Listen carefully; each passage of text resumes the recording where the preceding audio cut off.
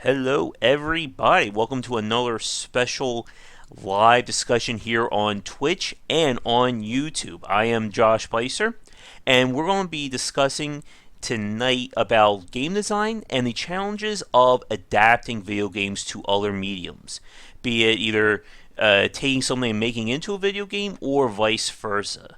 Because I'm sure we all remember the award-winning Super Mario Brothers movie and how well that worked out. Joining me tonight, he is a freelance writer and game designer, and he has been thinking about this topic as well. Please welcome to the cast, Nelson.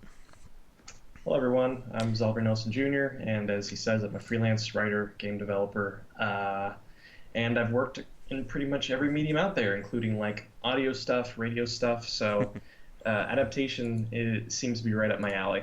And it's definitely a very interesting topic, and one that we have been seeing more and more with, especially over the last few years as video games have been really rising in pop culture.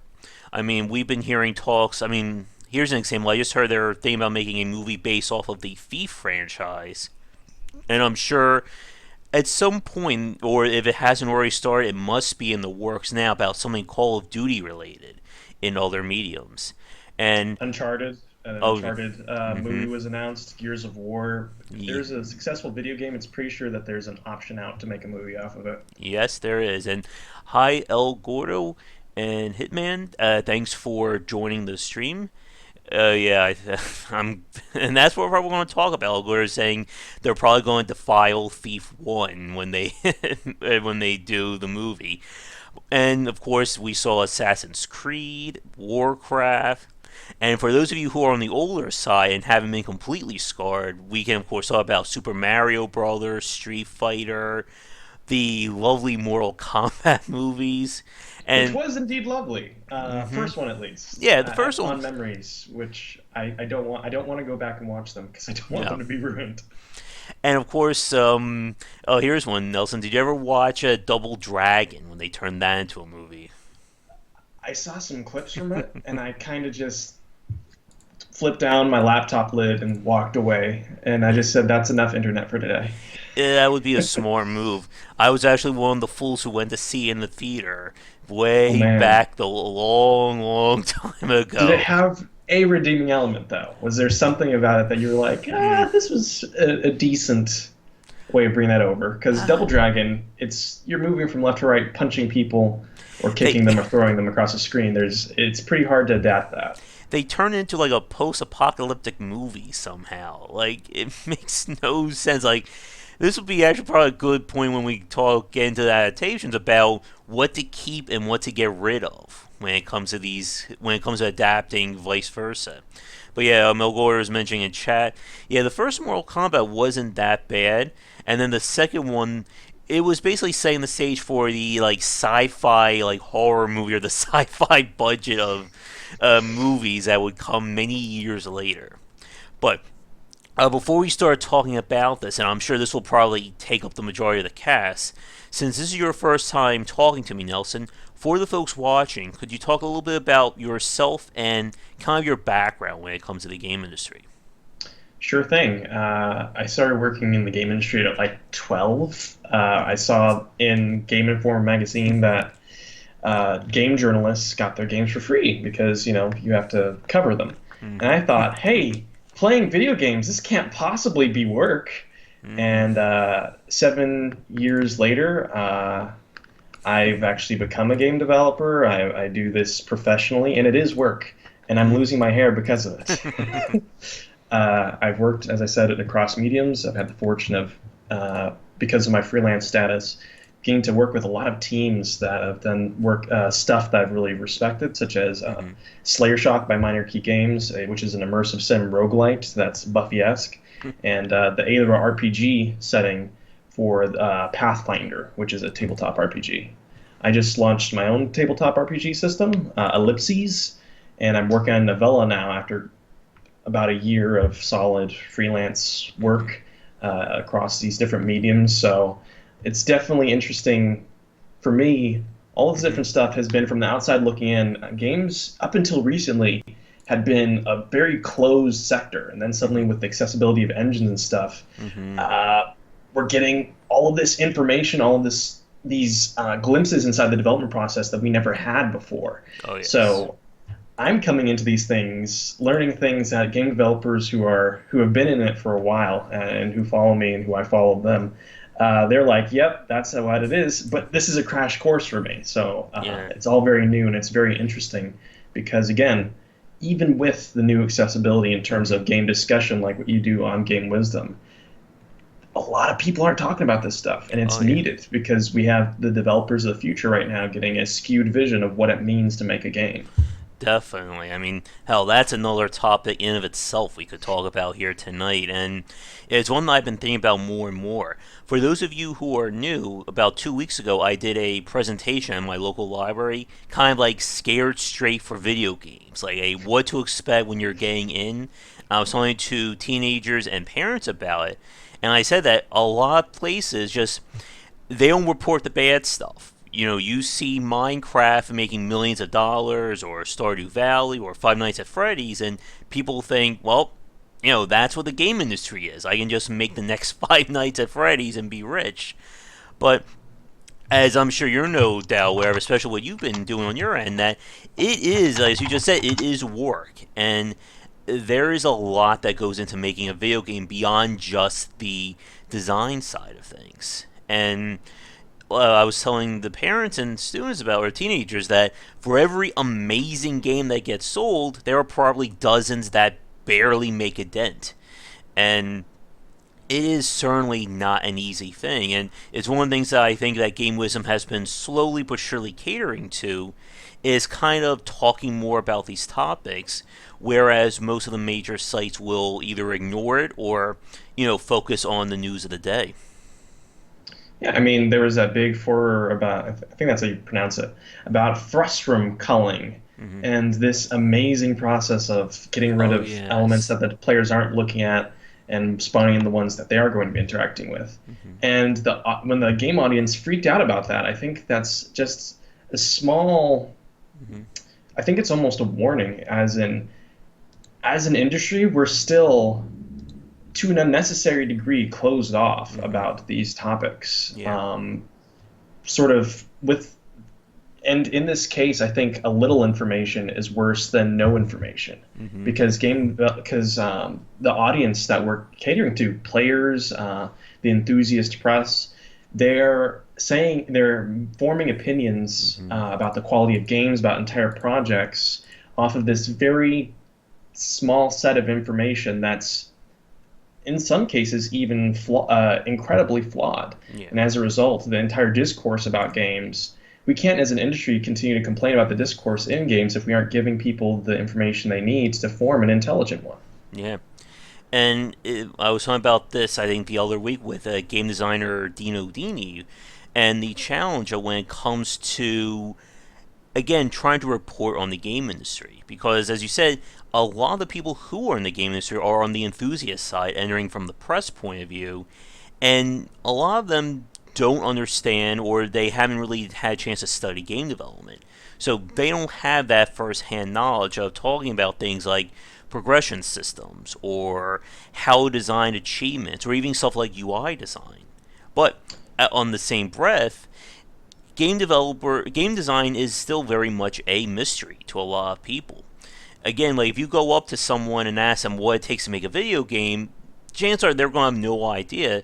Or, as you said, they may just have like, the very much like the skin level or the surface level of knowledge, and they'll say things again like one of my favorite things from last year: just add multiplayer to your game. It should only take a week to add multiplayer, right? I mean, Or just port it to Mac, just put yeah, it on Linux, just put it on mobile, it's easy. just press the button. Yeah, and it is such a very interesting point by how it feels like the journalistic and the video game design side feel like almost like two separate sides of this industry. Like, and I think part of that goes to the fact that, again, designers aren't going to be members of the press. If you're building a video game, you're not going to have the time to write lengthy design articles or interview other designers. But if you're coming from the journalistic side, you probably don't have the time to design your own games or study things on that end. So there's like this very interesting gap of knowledge and I guess the feel between the two. And I've seen that myself. I mean, I was just enthusiast press for like 6 years. It's only in the past year or so that I've really gotten into game development myself, published several projects, and done all this different freelance work. And I gotta say, once I crossed that gap, Mm-hmm. the way I viewed game development, game developers, Mm-hmm. everything connected to this industry changed Oh yes. because I don't think, in many ways, I don't think that it's quite possible to be a critic Mm-hmm. once you know the reality of the creation process. Yeah. Because saying, for example, okay, the story isn't good, that's a single statement, and this sort of leads into what we're talking about adaptation. Mm-hmm. Well, when someone says the story isn't good, they think, okay, the writing wasn't good, narrative pacing was off, et cetera, et cetera, et cetera. Mm-hmm. Well, in actuality, you're talking about the entire game in general. What cuts were made during development? What levels had to be shifted around? What dialogue had to be rewritten in the 11th hour? Mm-hmm. What sequence of choices were the player supposed to have that broke simply because they didn't have the time or money to implement it? These are again, the realities of game development that Yeah. once you experience them, not only do you tend to want to give developers a bit of a break, because it's heartbreaking for them as well, having to look at this thing and see it torn apart and not being able to say Mm-hmm. anything because of an NDA. But on the journalistic side, it makes you want to just create more things. And Mm-hmm. that's why, again, once I started going into that game development side, I still write for freelance journalism stuff. Like I did a piece for Waypoint last year. Mm-hmm. But gosh, devoting time to the journalistic side of things is very difficult. Yeah. Because you could say, okay, I can criticize this thing, or maybe even bash a game made by a developer, or I can focus on making my project or Mm-hmm. working with other developers to make these things better, to actually implement change. Mm-hmm. Yeah, and I mean, like for myself, like I've said this before, but I can never get like rage inducing when talking about video games like that because I know from talking to so many developers what it means. And like when I'm on YouTube, I'm like looking at like videos for reviews. I always like feel like a little knot in my chest when I see someone just like ranting and raving about a video game for like 10, 15 minutes, like saying this is a horrible piece of crap and the developers are all lazy and they had no idea what they were doing. I'm just sitting there going, oh, no, no, that's not it at all. And especially as we were talking about earlier, with the rise of like greater transparency, especially on the indie side of things, it has been such a boon being able to talk to independent developers about the work that they do, and even just being able to see that through the early access process. That's been my primary work in journalism nowadays. I still do stuff through this outlet called Video Games in the Bible, and it's where I talk about games with sort of a religious bent, Mm-hmm. reasoned, and the majority of my work isn't even religious anymore. It's just talking to game developers. I Mm-hmm. interviewed let me see if I can pronounce this right, Brian Sigur Gerson of Image and Form Games, Rami Ismail, Dan Adelman, Mm-hmm. or Adelman. I already forgot how to pronounce it. Um, and when you interview developers, especially, learning out the process behind these things is often more interesting than the product itself. Mm-hmm. Yeah, and there's and going back to again that divide between journalistic and the game design. When it comes to a lot of people, they see things from the AAA point of view, which at that level you're not really talking to the designers about their game. You're doing more of, the PR piece. And that's the kind of stuff that you see from most major sites. But again, like it's very rare to see on a site like IGN, Kotaku, Destructoid, like an actual like one-on-one sit down with a developer about how they built this game, without being hampered by the PR or an NDA, as you said. Well, a big part of that is also it goes back to promotion and PR. Mm-hmm. When you're getting any attention about your game is a huge Oh step yes. nowadays, or even at any time in the game industry. Look at stuff like Psychonauts that were great products and just didn't do all that well. Uh, at a certain point, you have to ask, how much does the audience, first of all, want to know? Do Mm-hmm. they want to know about, for example, this method you use to create the sound libraries for your game so that NPCs make different noises when you bump into Mm-hmm. them? And And the again, second part is, how much do they need to know? yeah. Because if, again, if we're giving them all the information, they don't have the full picture, that's when you start getting into the things like lazy devs. You can just port it in a second. You can just add a multiplayer. What the heck are you Why doing? isn't your early access game done? You've been working on it for 6 months. You know, how dare you take another year to finish this game? Where you just lazy? On a certain level, the more you expose the development Mm-hmm. process, the more vulnerable you Mm-hmm. make your product in your studio Oh because you're essentially giving especially if you're talking about the mistakes of game development, mm-hmm. the flaws, the failures, the compromises that are needed. Mm-hmm. This medium is one of compromises, necessary ones. Once you expose that, you're essentially giving your critics the ammunition they Mm-hmm. need to rip into your studio. And Mm-hmm. that's also a step that makes I can totally see why people would Yep. not want to talk more about the process of game development Oh. with that knowledge in mind. Mm-hmm. And that's a really good point there, Nelson. That the line between just how much knowledge, as you said, they need to know and how much do they want to know is very tough. And it's another one of those like catch 22s. No one's reporting about this. So how do we know if there is an interest? Like you mentioned earlier, I'm going to mispronounce it, the Fulstrom Calling. I'm pretty sure I just butchered that when I just said it, from Horizon Zero Dawn. And I remember when I looked at the Kotaku piece, I saw a lot of comments saying, wow, that's amazing. I would like to know more about that. Or, I've never heard that before. That sounds interesting.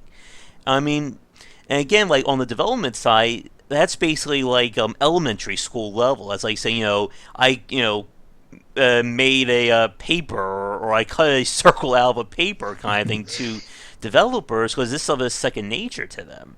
But again, as we've said, there's a very big divide of knowledge between the journalistic, or as we can even say from the consumer side, and the design point of view. I was even as recently as a few days ago, one of the most prominent projects that I do freelance work for on a stable basis Mm-hmm. is this game on Steam Early Access called Volo Airsport. And the Mm-hmm. people behind it are basically mad geniuses, and they've managed to balance realism and stylization in making this very intricate air sport sandbox, as it were, right now. And when I started working on the Unity side of things, this is my first time working with Unity. I start going like, holy crap, that's how this works, and Mm-hmm. this works with this. Oh, this is what the player sees, and then this is how you actually have to set it up. And just again, we keep talking about the divide, but it's critical, especially when it starts coming to adaptation and how Mm-hmm. your favorite game or your favorite book or whatever, how it transitions to another medium. Mm-hmm. The nitty gritty nuts and bolts of Mm-hmm. those processes are so, I think, in many ways agonizing Mm-hmm. that not only is there a divide in do people want it, do people need it, but also, gosh, how much time does that take from you? How much effort and energy does that take to pull from your own product and say, even the elementary things, um, every single time you do that, it takes time away from developing things to make sure you can pay the rent. Mm-hmm. So, how do you cross that line, and when do you cross it? Mm-hmm. Yep, and as a good example of that, do you know the game Clockwork Empires? Yes, that's the Eldritch one where there's fish people and they eat each other, Yeah. right? Mm-hmm. That went through. Sadly, that turned out to be another case of basically, as you said, the failures or the issues of game design rearing its head. It was on early access for I want to say at least 2, maybe 3 years, and unfortunately, it just didn't work out for them. And in the beginning, Really? yeah, and in the beginning, they were doing these monthly blog posts. Again, showing how the sauce was being made. And they had some really detailed stuff on their blog on Clockwork Empires. And How as much time did they have to put into writing those things?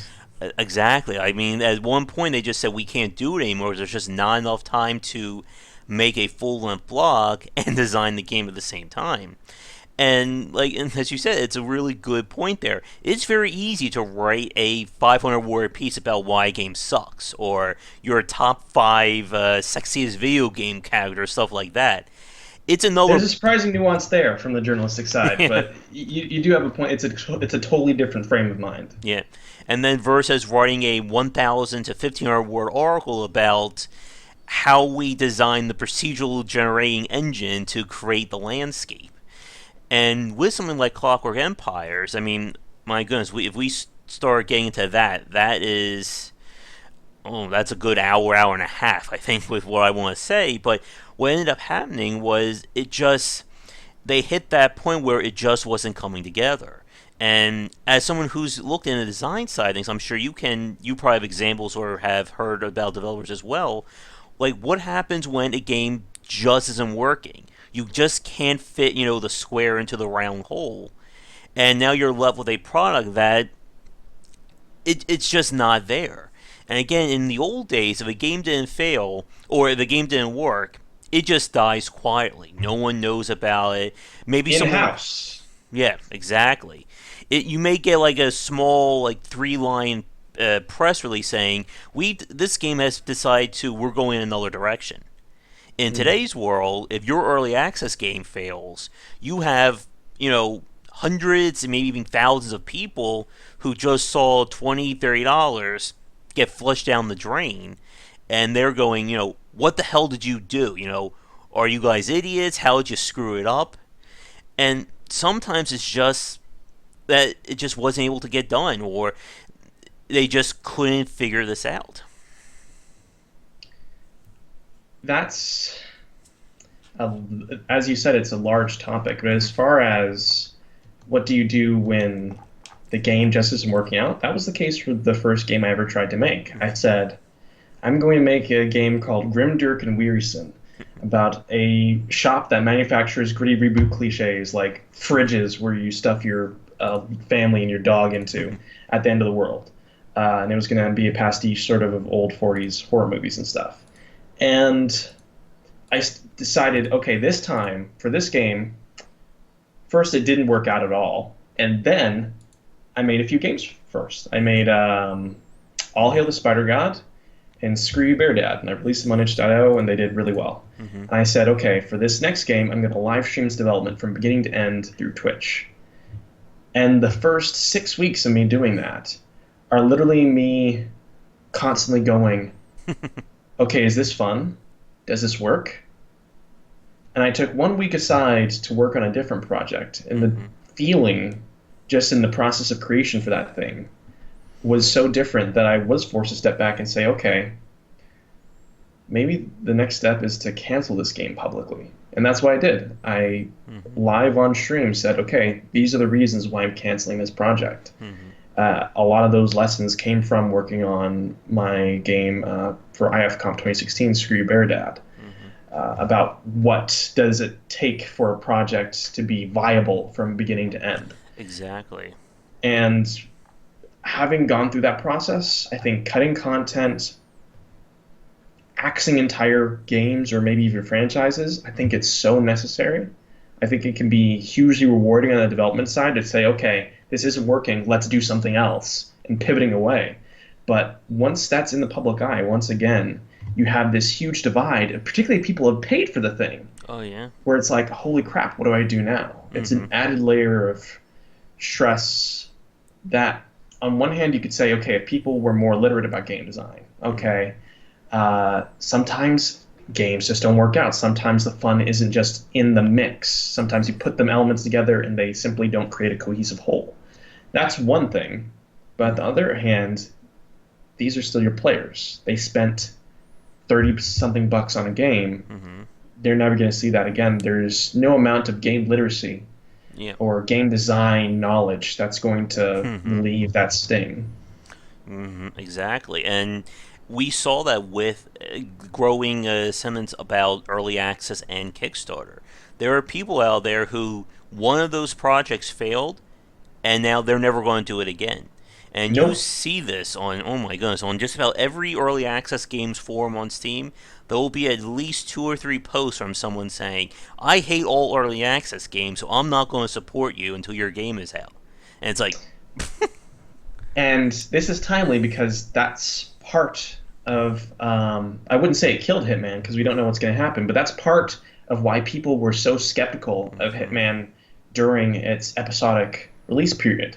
I mhm, was skeptical of Hitman yeah, in its episodic release period until I actually played it. hmm And holy crap, the way they did that was like a vision into a yeah, um, sustainable evolution of game development. exactly, yeah, But it's such a radical change from what we're used to that a lot of people were completely put off of it. hmm Um, when you release an early access product, when you release an episodic product, not only are you dealing with your hmm development process being open, with the reluctance to axe things that perhaps aren't even fun because people enjoy it and they paid for the game, so how can you take it away? hmm But you have the huge thing, this huge segment of the audience, or at least a vocal part of the audience, that literally you have to convince them you aren't evil before you even start. oh You yeah, have to get them to the place to even consider the entire concept of this entire market system, hmm early access, before they'll even think about supporting your game. And hmm that's a huge burden. It's a huge burden. Gaming is hard. It's always been hard, though. hmm And these are simply the challenges we face as developers or as people attempting to cover the scene. Yep, exactly. And going back to what you were saying a few minutes ago regarding you decided to cancel your first game. It's, as you said, is a different story when you're trying to figure out, is this game viable? Is it sustainable? That's the magic word. I spoke with game designer Jake Perquette of Gray Alien Games, and we had an entire like I hour. spoke to him as well. He's awesome. I know, we had almost like a 2 hour conversation about sustainability in the game industry. And as we're saying, this is something that most people don't even think about. Again, when you all you see are the major hits, you assume that you release your game and of course it's going to earn it back its development costs and then some. Why wouldn't it do that? But for a lot of people, or I'm sorry, for a lot of game developers out there, what happens when you don't have that massive hit? When your game isn't being covered by PewDiePie or IGN or Polygon or anything like that, how are you going to live off of this game, or can you live off of it? And I remember speaking to the developers of from Plastic Games, who I think they've been very much a long time working on this game called Bit Shifter. And he said one of the things about game development is that it's a combination of entertainment and programming. And when you combine those two, it's not, they're not easily mesh. Like I said, it's like putting a square peg into a round hole kind of thing. And for a lot of games out there, your game idea may sound like the best damn thing in your head, but then the second you start putting it to computer, it's like, what the hell was I thinking? What is wrong with me? Why was this my brilliant idea? One thing I'll say as far as sustainability, and because again, I'm sort of new to this, and especially I haven't run my studio or anything like Jake Burkett has, so I'll leave the sustainable talk to people Mm-hmm. like them.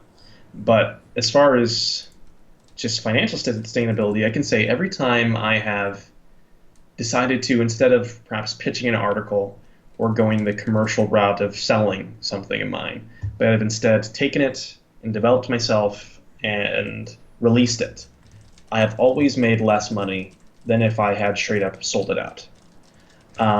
I'm more creatively satisfied, sure, and I own it, but that's an investment in myself Mm-hmm. that isn't showing immediate dividends. Mm-hmm. As far as the viability of a project, though, one of the main things I learned was an idea means nothing. Mm-hmm. If I say, for example, okay, imagine XCOM, but it's eldritch paranormal investigators in the 40s, Mm-hmm. and you're investigating this small town, and you're speaking to the people in it, and you're learning about all the different things, and every time you play this game, it's procedurally generated who's the villain, who's the leader of the cultists behind Mm-hmm. this town. and each person in the town has hidden motives, some pedestrian, some evil. That sounds amazing. Yeah. But that idea in and of itself means nothing without structure. Particularly as a Exactly. narrative designer, as a writer, if I have an idea and I don't have a vision of, okay, how does this go into chapters? How does this go into choices? How Mm-hmm. does a player interact with this? How does it pace throughout the experience? If the framework the idea is going to be built within does not come with the idea, I put away the idea because it doesn't, because the iteration needed to flesh out an idea into something that will actually work, that has that framework, is as much work than is twice the work of taking something with an established framework and building something new within it. And when people wonder why the game development process is so iterative, why does Call of Duty make an annual sequel every year? Mm-hmm. Well, if you look at each Call of Duty game, they're actually doing radically different things every year. Movement systems, monetization strategies, etc. And they can afford to make these huge spreading changes with the level of graphics and fidelity and Mm-hmm. design because they have an established framework they're building it within, an established vision. And without that, whether or not a project is viable is often defined by that. If you have, for example, a simulation, and this will be the last thing I say about it because I'm starting to pontificate, but if you have a simulation and you don't have the end vision of what's fun about that simulation or the game loop, then the chances of you expanding that simulation and then coming back and saying, okay, where's the game here, are very small. And that came from Screw You Bear Dad almost having to be canceled because its opening was wildly unwieldy. And that's why Grimdark and Wearyson Mm-hmm. died, because I had this brilliant sounding idea, and then the minute I implemented it, I realized, gosh, I have no idea how this is going to work. Well, And making it work is going to be way more expensive than I can afford. mm-hmm. And that again is one of the harsh realities and challenges of game development. That it's very easy to sit in your room or talk to friends and say, "I have this amazing video game idea. I'm going to build a procedurally generated universe with infinite multiplayer, and this will all be my first game, and it'll take me 1 year to design, code, and do all the artwork." But then the second you actually sit down and start thinking about it, when you start putting things to code or think about things from going from high level to low level, it is a completely different story there. And this is one of the things that I especially learned from doing writing and thinking about design. For like, even from your point of view, Nelson, talking about from a narrative side, thinking about how will narrative and gameplay intersect. We can even look at things from just game design as it is, such as there's a difference between saying I want to make a stealth game where people will see me if I'm in the light, versus saying I'm going to make a stealth game where characters' visions are exactly 10 feet in front of them, 5 feet if I'm in the dark, and if I'm being detected, the detection rate grows at, let's say, a rate of 1.5 per second to a max of 15, and being able to think at that level of granularity or that low level of mechanics and variables, it's a completely different story there. And from people who are talking about in chat with something like early access, one of the challenges of trying to do something with early access is that you may be having this great idea and it starts. It may start as being brilliant and easy, but then when you start getting to that low level and you're taking 6 months, maybe even 2 to 3 years on this single game, you don't know how that stuff's going to pan out. You could say on day one, my game will have this amazing procedurally generated multiplayer system, but then let's say a year and a half in, you're realizing, oh my god, I have no idea how this is going to work, or this is horrible what I have. Do I continue down this path? Or do I just say, no, we gotta cut this? And then, as we said earlier, then how do you explain that to your thousands of people who've donated, or I should say they've paid you $20, $30 for this specific feature? And that's, I think, one of the primary difficulties of adaptation, because before anybody has even paid a dime to see your Assassin's Creed film in the theaters, or read your novelization, Mm-hmm. or read or even look at perhaps the game version of a book series, for example. Um, the audience for that Mm-hmm. particular franchise has already invested both time and money into the franchise in question. So you have to live up to the money they've already spent elsewhere Mm-hmm. to get back what you're to get back the investment you're making into its adaptation. Mm-hmm. Like adaptation is a matter of justifying the costs that people have put everywhere else and getting them to continue to put it into your vision of a particular franchise. And that's Mm-hmm. just part of the reason it's so difficult. Exactly. And one of the issues there, again, especially when it comes to trying to compete in the game industry, is you're always competing with the next big thing or whatever is the big thing at the moment. If you make, if you're thinking about making a first-person shooter, you're automatically going to be compared to Call of Duty. If I'm going to make a mascot-driven platformer, you're already going to be considered against Mario. Or the MMO crash of the last decade, everyone wanted to make another MMO, but everyone was being compared to World of Warcraft. And when it comes to adapting games or adapting other mediums to video games, it's kind of like here's a good example of this. During the last decade, there was this huge push of third person action games based off of movie licenses. I remember let's see. There was Ghost Rider. There was a video game based on that. There was, I think, a Pirates of the Caribbean movie, third person hack and slash. The first game I ever 100% completed was Pirates of the Caribbean 3 on the Nintendo DS, to my shame. And it's the same thing. Like when you see these games, they're going to be compared, obviously, to God of War or to Devil May Cry. And we can even go back further than that. How many 2D driven or 2D platformers were based off of random brands that came out during the late 80s into the 90s? And I remember seeing like Angry Video what was the Angry Video Game there? He like did some like there was a platform based on Mary Kay and Ashley getting a detective agency or something like that. I was like, they made a Mary Kay and Ashley video game. It's like, where what happened there? And it's always that challenge because again, when it comes to doing this stuff, all the publishers see this from the money point of view. They don't care about the gameplay. They just want to see Power Rangers or someone just mentioned like the Lego series. Like the whole Lego brand has been built on marketing, and it's always been that balance of trying to balance its Lego with trying to get games going. And you actually raised a really interesting point about the third person action games, the 2D adventure games. Hmm. From what I've come to understand, those actually were financially viable up until a certain point. Um, if you go from NES, SNES, all the way up to PS1, PS2 era, those games, like THQ's SpongeBob games, for example, they were actually financially viable. That people bought them, they made their amount of money, they made their cost back, they made a profit enough to pay for the licensing, and enough to start the next game.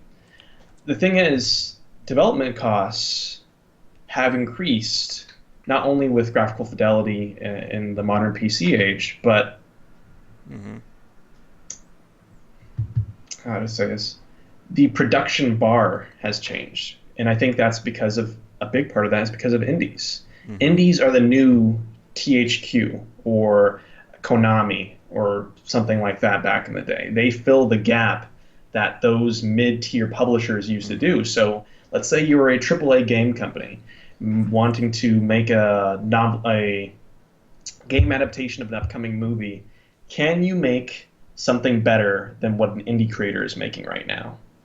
Can you justify someone's purchase? And increasingly, the question seems to be Maybe not. And that's why we're seeing such a renaissance of those titles on mobile, because Mm-hmm. there's some established frameworks that have worked, like Temple Run, uh, Mm-hmm. skateboarding games, the Clash of Clans-esque titles, etc. And licenses are being fit within that, just like they used to be fit into the third-person shooter mold back in the day. It isn't so much that those titles have changed or disappeared. It's just the formats that they're appearing on have changed as a necessity of time and audience. Mm-hmm. Yeah. And we can even talk about like the theory or the challenges of clones as well. Again, when Angry Birds blew up, everyone made Angry Bird games. When somebody made Flappy Bird, that's another one.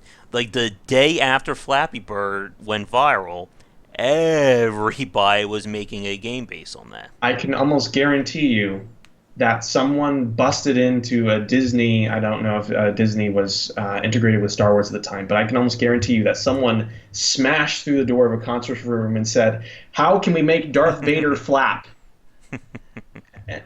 Or I'm just now imagining Luke Skywalker like Flappy Bird flapping through the Death Star to get to the center of the Death Star trench to blow up the Death Star. I mean, Mm-hmm. this is how adaptations work. Sometimes a lot of people call them like on the lower end, cheap cash tie-ins, etc. Mm-hmm. But on the other hand, those cheap cash tie-ins are paying people's mortgages. They're giving people jobs, Mm-hmm. and someone is obviously playing them.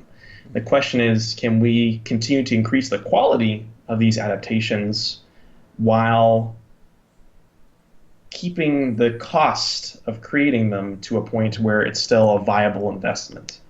Mm-hmm. Yeah, but this was mentioned on chat a few minutes ago by D Jackson. Going back to what we were saying with the press, I guess just a quick aside regarding like G4. For a time, there was G4 was kind of like the only real place on TV to get video game coverage, and even then, they still couldn't go at full in depth. And they, of course, transition into more of like a pop culture, like by like the tail end of their thing. And I'm seeing the chat's getting a little bit rowdy there. So this is your guys' final warning. If the conversation doesn't turn around soon, there will be some bans, I'm afraid. So, guys, try to keep things at least a little bit clean for the rest of this conversation there. All right, but um, let's get back to the about adaptations and adapting games and vice versa. Because again, we are about 50 minutes in, not counting our pre-stream, and we could probably spend another hour on this so we don't get started. But I guess I'll start with you, Nelson. From what you've done, especially you said with your experience with writing for narrative games and looking at the design side of things, I guess for people listening to this or watching us right now, what do you think is an underrated or an underreported problem when it comes to adapting video games to other mediums or vice versa? That's a really good question. I think the largest underreported issue is that when you have a video game, particularly one with a somewhat strong narrative, like Uncharted, those games are very well known for their stories. The upcoming Thief, that game series is also known for its stories, particularly in terms of its environmental storytelling, which has come to that tradition has come to be carried on by studios like Arcane. Mm-hmm. And the thing about those is 90% of those games isn't their stories though. In Mm-hmm. a video game or a video game franchise, story is not told by writing or voice acting or cinematics. It's told by every single mechanic in your title. Um, and Doom, the most recent Doom, is a perfect example. Mm-hmm. Um, it had a narrative, one which the player character cheekily Mm-hmm. disregarded as often as possible. But The combat system, the melee combat system, was extremely fast. It was violent. Everything served to everything in the game, from the pickups you carried and what they looked like and how you would acquire them, to how you upgraded your weapons, to etc. All focused on driving you through this experience at a breakneck pace. Don't worry about my. I will be messing up to at some point here. Yeah. But yeah, that's Um, a really uh, great point. Yeah, go I was ahead. just gonna say, as a final thing, Spec Ops: The Line. It was very well Mm, regarded for its story, but its melee combat system is perhaps one of the most brilliant visualizations of that story, because when you down an enemy, most of the times they aren't fully dead. You have to actually. One of the main ways to get ammunition in that game is to execute people who are already defeated, and that just furthers the desperate tone and the maybe you aren't the good guy here ethos communicated by the rest of the game. In games, literally everything. This is a medium made up of everything from music to its selling point, interactivity. mm-hmm. When you transfer games into a new medium, suddenly you're stripping away all those different things and you're left with only a single aspect. And all of those things that communicated the narrative of what that experience was, what it meant, Mm-hmm. has to be filled by something else. So when you have something like Double Dragon, suddenly it's post-apocalyptic. Double Dragon is a game about two dudes beating up people Mm-hmm. in like a city. That's it. Suddenly it's you strip away beating up people. That's fun, and you strip away the iconic music. Uh, you're left with two dudes standing on an open white void, and it's like, okay, what now? Where's the experience that we can take to another medium? And some really good examples there, Nelson, especially about a game like Doom, which Doom itself is just I've said this before, it's a masterclass in terms of adding all these elements together to create something that's greater than the sum of its parts. It's, as you said, from a story perspective, it looks like who gives a crap about the story? I mean, the Doom guy doesn't obviously care about the story, But it but is telling a story nonetheless. exactly. But there is a story going on here. It's just that our main character doesn't have time for it. If the player wants to view it, go nuts. And Spec Ops: The Line is another really good point of that. The whole game is set up from the beginning as being, this pro-military third-person shooter. You're a badass. I forget what rank he was. You're trying to save this town. And then as time goes on, you start to see these layers being taken back or peeled away slowly but surely. And of course, there's that infamous scene with what was it? I forget what they used. I think it was napalm. Napalm, or it was some kind of chemical. I can't remember. I'll look it up real quick. Yeah. You can continue talking. But again, like it's all of a sudden like you run into the White situation. phosphorus. White phosphorus. Thank you. And it's kind of like, wait a minute, did I just kill an entire uh, neighborhood block's worth of people? And then, of course, the loading screen started to change, and it was just a brilliant way again of trying to adapt the story to the gameplay. And I think that's also like again when we talk about adapting medium, we can talk video game out or outwards to video games. And one of the biggest challenges, and even just for normal games, is trying to combine the story with the gameplay. For those of you watching this right now, we're going to have an upcoming cast with.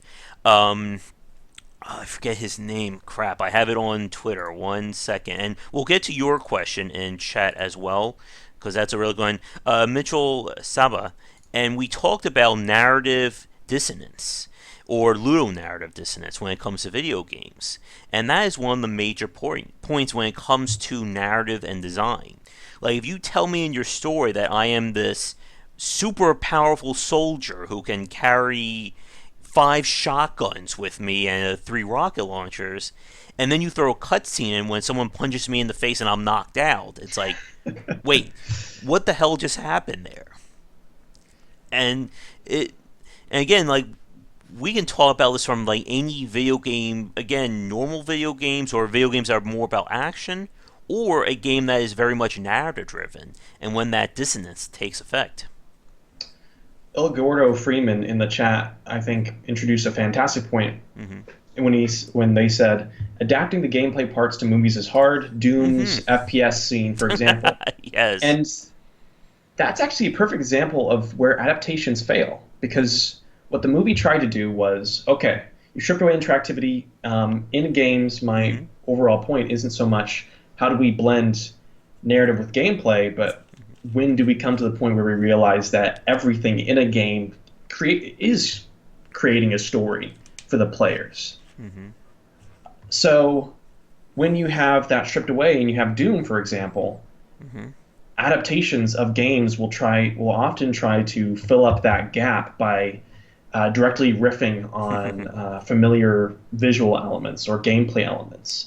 And Mm-hmm. it's a different medium. It just doesn't work. It feels like Exactly. pandering, and that's because it is. Mm-hmm. Um, Yeah. if anything, I would argue that, and this is going to be something we discuss as we go further, whether it's an action game or a narrative game, Mm-hmm. the vital part of adaptation is in completely, if needed, Mm-hmm. changing the story, the quote unquote gameplay of a title to match its medium. Yeah. Because if you don't, you're just left with a hollow shell with some logos and brands slapped on it that you go out to the theater to watch or you go to Mm-hmm. a bookstore to read. And our Yeah. audience is smart enough and deserves the respect to say, okay, maybe they don't need something that riffs on it exactly. Mm-hmm. Maybe we can provide something distinct that continues to offer the things that they love in the medium that they choose to experience it in the first place. So, like an Uncharted movie, it's an adventure story Yeah. set around this very set piece driven gameplay. If you were to adapt that into a movie, if you just try to make it a straight up Nathan Drake doing stuff, he's shooting things like the Mm-hmm. game, it wouldn't work. But if you maybe perhaps use the film as an opportunity to say, okay, you're grave robbing, for example, what is the effect this has on you, on your family? If you Mm-hmm. basically harness the best aspects of your medium to communicate the Mm-hmm. same message that the best aspects of another medium are Mm-hmm. attempting to communicate, then that's when you end up with good adaptations rather than what the chat is communicating as far as hollow Yeah. shelves or just clones that Mm-hmm. are are ostensibly part of the same franchise because they have the same name. Exactly. And Hitman Barnes brought up a really good point with something like Dark Souls. And the bulk of what's considered a Souls story is built into the items and the environments.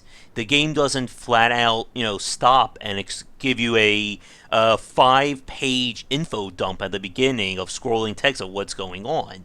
It asks the player to figure it out. And I think you brought up a really good point there, Nelson, about you need to take the best aspects of what made this game work and try to adapt that to the medium, again, rather than just either one to one or just stripping out or taking the gameplay out and then leaving it with nothing, basically. If And you want a one-to-one adaptation, then you might as well, because they optioned Dark Souls for a movie as well, they might as well just take a 2 hour long, no commentary Let's Play yeah, and just run it, because yeah, that's Dark Souls, right? yeah. With all the additional swearing and getting stuck at boss fights therein. And what I would happens? legitimately pay to see a AAA movie version of just a Let's Play where there's just a player dying on the same boss like 10 times and then just giving up. that could that could be the Oscar winner for the year. I can just imagine the highlight part of that. Oh my God! Why can't I beat this guy? Screw this! Throw the controller, and then the rest of it Gary is just Oldman, Gary exact. Oldman Hmm. as a aged man, lost his family. He finds Dark Souls, attempting Hmm. to work out his frustration through the game, and just goes nuts the entire Hmm. time. Scene, you have the movie right there. Boom. Well, they're making a. Are they still making that Monopoly movie? Like, speaking about crazy adaptations, I heard at some point they were going to turn like. I know they made a Battleship into a movie. That was That amazing. was But supposed to be the start of a franchise uh, of Parker Brothers a board game cinematic universe. adaptations. Oh god. Yes. Oh, thank you, El Gordo. Who dies on Dark Souls? Everyone. With Gary Oldman. That would be perfect right there. And I know I said Pine Gross about your question. We'll get to that in a second because I do really want to bring that up. But coming in from the other way, when you're taking too much for the video game, we could say something like Warcraft, the movie. And the problem, I didn't see the movie, but I saw enough reviews that it kind of went with, let's just put everything into this video game. The designer, must have thought this was all important, so we'll just take this and turn this into our script for the movie. The And director just, was a huge fan of the game, yeah. apparently. And on this point, instead of it being a hollow shell, it was just completely overstuffed with narrative points that did we really need to know everything about this?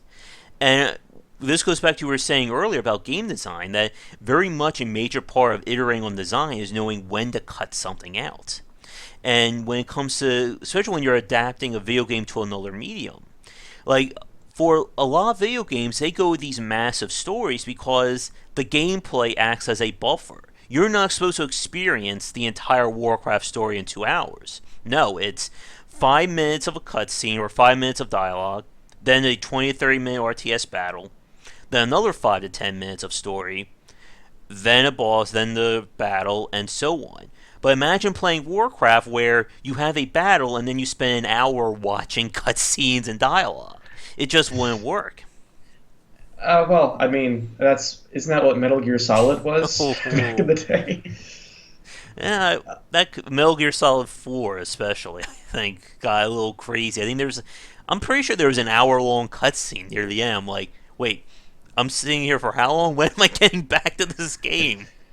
And that's one of the things I love as far as the narratives are communicated by games, because you raised a really interesting point there as far as, okay, gameplay typically in some of the most celebrated story-based games of all time acts as a buffer.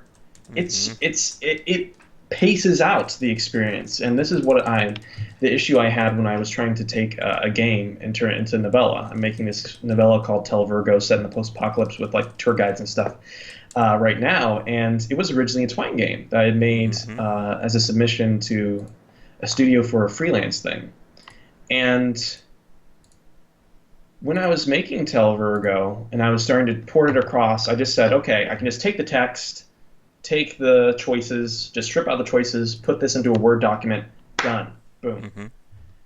That it didn't work. It was terrible. It was Yeah. awful. Mm-hmm. And that was when I first began to see, when you have choices, when you have a game, so much in a game, despite people saying that games are dumb or whatever, Mm-hmm. so much in a game is supplied by the player. Your imagination, your Oh brain working at yes. all times, taking all these elements and in a good game, turning them into a cohesive, compelling whole. And when those elements are gone or just they're all shoved together on one Mm-hmm. end, the narrative end, then you end up with something very different and very immediately wrong. You can feel it that there's Mm-hmm. something off here. And yeah, that's a great point. When gameplay is acting as a buffer, that's really when you need to take a look at the story it's communicating and say, okay, in this medium, what works here and how do we transfer, if only a small bit of it, Mm-hmm.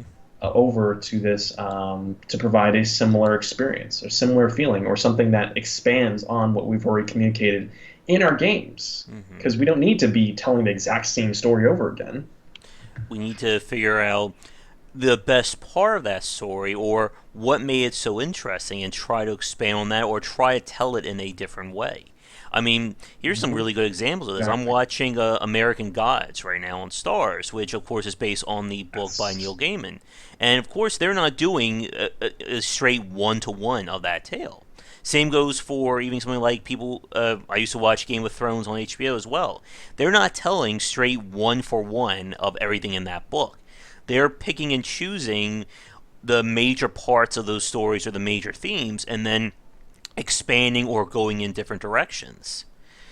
And that's what another major part of when it comes to adapting a video game to another medium. What made the story interesting, or what made it stand out? What can we do without the buffer of gameplay? And that is another big part. I mean, we've seen some movies or some video game adaptations that have gone like they're basically just by name or character alone. Something like a Wing Commander or Dungeons and Dragons, the movie back in the day. And at that point, Oh man. I know, I'm really reaching there. Or even like Super Mario Brothers, like we mentioned at the start. Like, at that point, the movie just added so much, but it didn't really hit those major points as to why those things worked. It And lost the identity of yeah, its franchise. and here's the last point I want to bring up, then we'll go back to that question, because if we don't do it now, we'll never get to it. Um, Yeah. we were joking about Dark Souls as a movie or as Bloodborne as a movie. I think it could work if instead of focusing on the gameplay, like again, the lore of these worlds is so great, just take one of those like lore sections and expand that out. Like as we just said, with taking a book to a TV show and expanding on elements there, we could certainly do that with a game like Bloodborne. Like imagine a movie or an hour-long show, whatever, detailing, let's say, how the Hunters Guild or whatever the group was, how that was formed. I mean, there's references of it in the game, but we could adapt that and make that into something interesting and fill an hour and a half in 2 hours.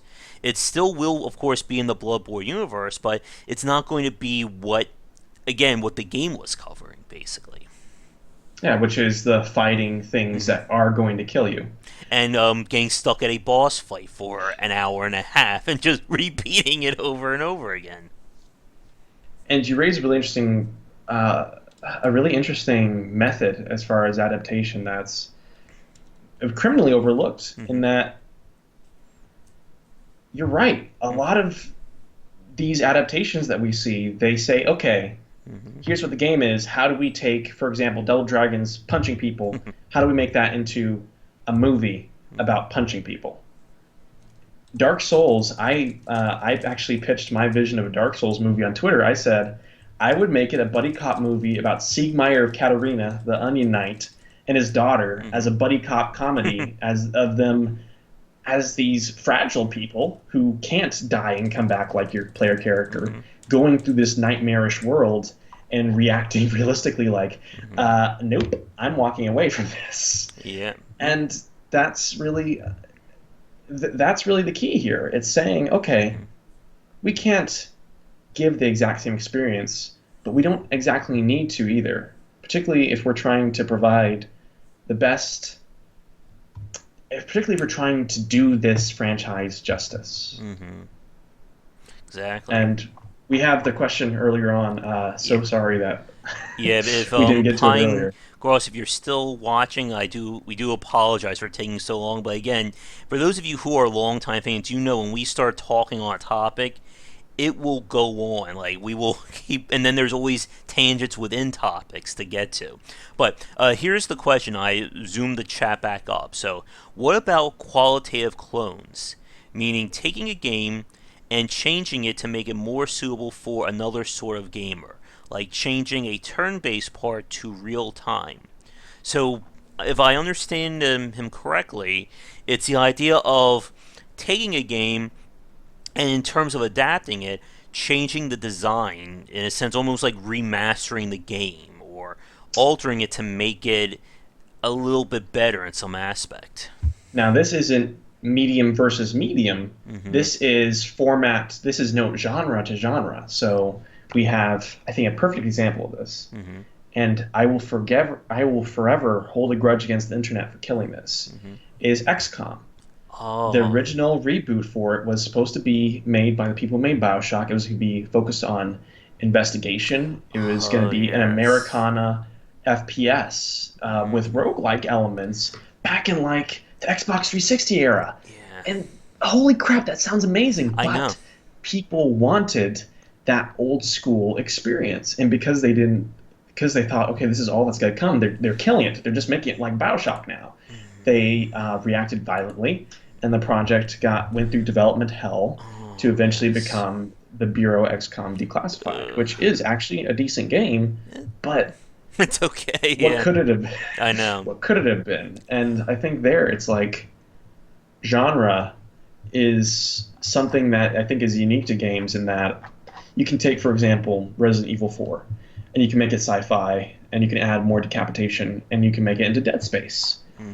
But when you're doing, when you're taking, when you're not just taking a genre and then putting it in another setting, but you're actually changing it to another genre, finding the core pillars of a franchise is Hmm. that much more difficult. Oh, yes, definitely. And I'm glad you brought up XCOM because that's been on my mind for a long time. And I agree with you. When I first heard about that being this, 50s era roguelike, trying to stop alien invasions and trying to build your base up like that, I thought, oh my god, that sounds amazing. And I wanted that game too. But you were right. And like that's the weird thing because I shouldn't be agreeing with you on that because I loved XCOM Enemy Unknown, which was basically given birth because so many people were hating on XCOM. And again, this is the fun part about XCOM is the fact that we say XCOM, we're talking about three different games. There's original XCOM, there's narrative-driven XCOM, there's XCOM Enemy Unknown. But And actually, if real quick, if I can just expand on that point, XCOM was actually in development as they were making this 50s XCOM. It was just supposed to be a different thing, different strokes for different folks. Action-oriented gamers would have mm-hmm, Action XCOM, and tactical gamers would have New XCOM, which was coming out in just a mm-hmm, few months. But it got so hammered that that idea was instantly killed. And I think genre to genre is, if anything, possibly more difficult than medium to medium mm-hmm, because you have the fans to deal with who have loved this type of gameplay. And mm-hmm, if there's not an immediate mm-hmm, um, sequel or if there's not an immediate continuation of that classic thing mm-hmm. in sight, then of It, course, seeing their thing potentially bastardized in mm-hmm. another genre that perhaps doesn't fit it is going to incur some real negative emotions. Imagine if they made the next Dark Souls game into a. If they just lifted the ban, they said, okay, we are going to make another Dark Souls, but it's a mobile game. Mm-hmm. How would the internet react to that? Would they give it even a chance? Mm-hmm. Or That's tenuous. or I'm going to say this, I'm going to probably give someone a heart attack if they announce the next Dark Souls will be a Katy Perry collaboration of her designing all the characters or all the music will be done by Katy Perry. I'm sorry for saying that. I'm sure someone, if they just heard that, just got a sharp pain in their chest. But you made a really good point there, Nelson, about when you're starting to change a game, like how much do you change a game and it's no longer that original game? And that, oh my goodness, that's a 3 hour conversation easily there. And we have seen cases of that, especially with trying to grow out a game. And we've talked about the challenge of making sequels.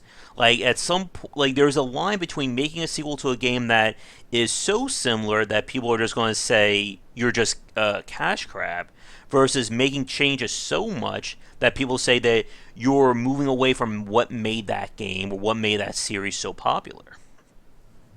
Yeah, I mean, with an Mm-hmm. adaptation, what I love about an adaptation from one medium to another is if I take, for example, again, my thing Tel Virgo, which was originally a game, if I take that and change that into a book, I can have the tone I want to strike, but I can make the fundamental pillars of the experience completely different. When you have games, suddenly, let's say we're turning Halo into an RTS, as they did, Mm-hmm. finding, because so many games are built around fundamental pillars, Mm-hmm. taking those pillars and adapting them to a different genre, perhaps where those same concepts don't apply, and Mm-hmm. finding a way to provide a similar experience within a completely different Mm-hmm. method of interaction. It's radically difficult, and Yeah. Like. you do have something there with like if Katy Perry came along. And again, if we're talking about tone, if Katy Perry came along and did the Dark Souls mobile game, then the tone would be different, and again, you end up with a different game. Yeah. It's transformative versus iterative, and I think you're always going to be dealing with some pushback there. Yeah.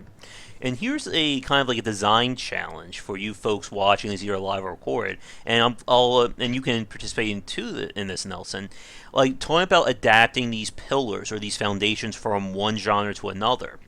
Like for instance, let's take something like Gears of War, and obviously Mm. a major part of Gears of War is the active reload system, or being able to time your reload and either get more bullets or get it done quicker. Now that's one of the pillars of that design. But let's say we want to make a game. Let's say we want to make a real-time strategy take on Gears of War. Like if Halo could do it, like let's think of it like publisher speak. If Halo could be turned into a real-time strategy, why not Gears of War? So how would you take something like that and translate it to a real-time strategy UI or real-time strategy design? There's the challenge there. And while you guys are thinking about that, I'm going to read what Pine Gross just wrote.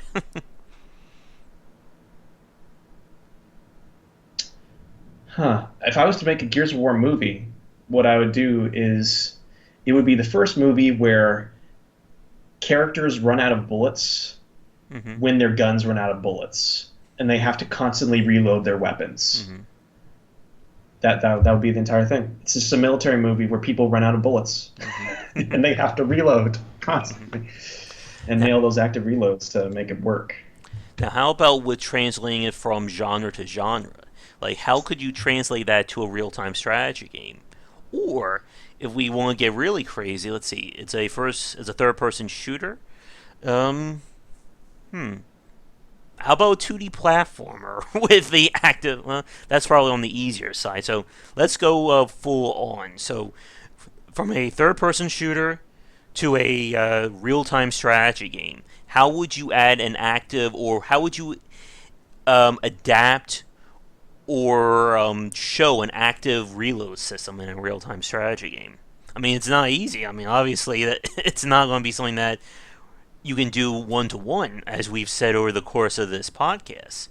So, how would you take the pillar of that and move it or translate it into another genre? One potential way you could do that is take the active reload system and Mm-hmm. wow, make that into an actual ability. So, Crypt of the Necrodancer? Mm-hmm.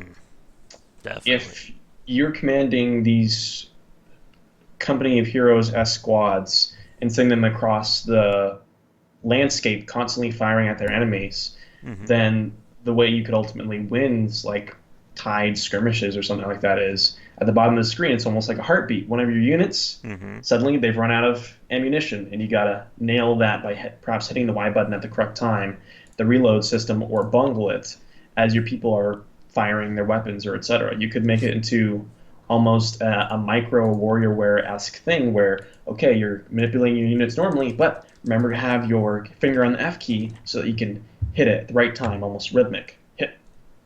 Mm-hmm. Yeah. And I think that could be a major part of that. But of course, it's always a challenge of again trying to adapt these elements. And then let me do our time check here. Yeah, we are about an hour and 20 in, so I think we'll move on to a final topic or a final part of this, and then we'll wrap things up. Because if we don't do this, we could just sit here and chat for another 2 hours easily, I think. But Oh, very easily. um, Thank you for having me on. This has been fascinating. I know it's great having you on, Nelson. I love having these conversations. But here's the part that we definitely want to at least bring up here on the stream or the live stream before we get off. And that we've been talking about adapting video games to other mediums. That's been what we've been focusing on for the last 20, 30 minutes. But for our final part, let's talk about the reverse, adapting another medium to a video game. Now, we talked a little bit about this briefly with, again, like the movie tie-ins earlier. But I guess to start off this part, like as I said in the first part, what do you think is the major challenge of adapting, let's say, a movie into a video game? Going from the other side of things. Suddenly, you have to take this entire narrative experience or Mm-hmm. this action experience and fill it with gameplay and communicate the core messages of the film Mm-hmm. experience while somehow attempting to not make your gameplay feel like a buffer for the movie cutscenes, right? So movies, every single medium you deal with has a different pacing, and this was a struggle for me when I started to work with print things, such as Mm-hmm. for Aethra RPG or for my novella. Um, Suddenly, I'm like, oh gosh, I'm used to writing very concise for games. You have the information, you hit the players with the information, and you allow them to continue the experience. This is interactive. Let them interact. Suddenly, I have to fill that up with something, and Mm-hmm. the pacing and how I had to write completely changed. And when you're dealing with print, you also have the limitations of how many words can you use, how many can you afford to print, how Mm-hmm. many can people afford to pay you for, and etc. So And when you're dealing with movies, mhm. oh, sorry, you're saying? I was just about to say, and also when it comes to writing a book, also how many words is someone going to really want to read? Like again, if we take just like regular video game dialogue, or we try to expand on that, you could have like a 5,000 page book, with 1,500 words of actual exposition and plot, and then the rest of it is you just like trying to like type in like Combat marks. yeah, exactly. Like 5 chapters on a single battle. Like if we adapt Dark Souls, like that could be like the Dark Souls book. Like 10 chapters will just be, and so I got killed by Champion Gundyr, and now I must restart. And now I got killed again, and I must restart. Just repeat I that. roll. Mm-hmm. I roll into a wall. I didn't see the wall. I got killed by a champion guntier. Mm-hmm. You must restart. Mm-hmm. When you're dealing with movies, gosh, yeah, every single medium. Mm-hmm. Let's take a burrito. Mm-hmm. You have a burrito, you got to fill it with something. So for movies, you have to fill the burrito with ingredients that work Mm-hmm. for a movie. And Yeah. so this burrito is full with movie bits. If you stuff game into it, it bursts. If you have a game and you just stuff movie bits into it, it bursts. Mm-hmm. Every medium burrito is different. So straight up taking one and meshing them with the other, it doesn't provide a positive experience. It doesn't provide an experience that does justice to either the original work, which is obviously good enough to get an adaptation, Mm-hmm. or the people who are watching it, who are paying to play the game, watch the movie, read the book. So yeah, I sympathize for anyone who has to take a movie Mm-hmm. and or a TV show, especially one that's beloved, and turn it into a game. Mm-hmm. Particularly when you have to keep in mind the knowledge that a lot of people who watch the movie, play or Mm-hmm. watch the TV show might not even care enough to play the game. Yeah. And it's one of those challenges again, like as we've said when it comes to the video game side adaptation, a lot of people see it as just take the most popular game and translate it into a movie Mm. or to a comic book or a TV show. But we can also say the same thing vice versa in those problems. Like Oh yeah. imagine translating Breaking Bad into a video game. And I know when I said that, immediately a lot of people are going to immediately go to the adventure genre. Like you could see like an adventure game, choose your own adventure with Walter White, basically. But again, like as you said, when you're trying to adapt, there's always that challenge of trying to appeal to people who have, they Game of Thrones, for instance, when it was translated to the TV show, you have people who have read every book, who have probably have went on massive discussions about all the lore there. Just as you They have made the someone wiki. exactly, just as you have someone who has no idea what the hell Game of Thrones is, watching that show for the first time, and how do you make something that appeals to both? And the same thing goes when you're trying to take a movie to a video game. Like when you, or I'm sorry, let's take any medium to a video game. As you said, when you're trying to adapt these elements, if you just take everything over, and now the gameplay, instead of it being a buffer, it's basically being like a gatekeeper to the story. How do you get someone to enjoy the story who may not be good at video games? Or if you tell the story differently, how do you convince someone to play this game who may, let's say you have this amazing story, but it's in a third person beat 'em up, And Mm. how do you convince someone to play this who hates beat 'em ups? Or do you just not even write or not even think about appealing to those people? I love Dara O. I don't know how to pronounce his last name, but Dara O. Hmm. Brian.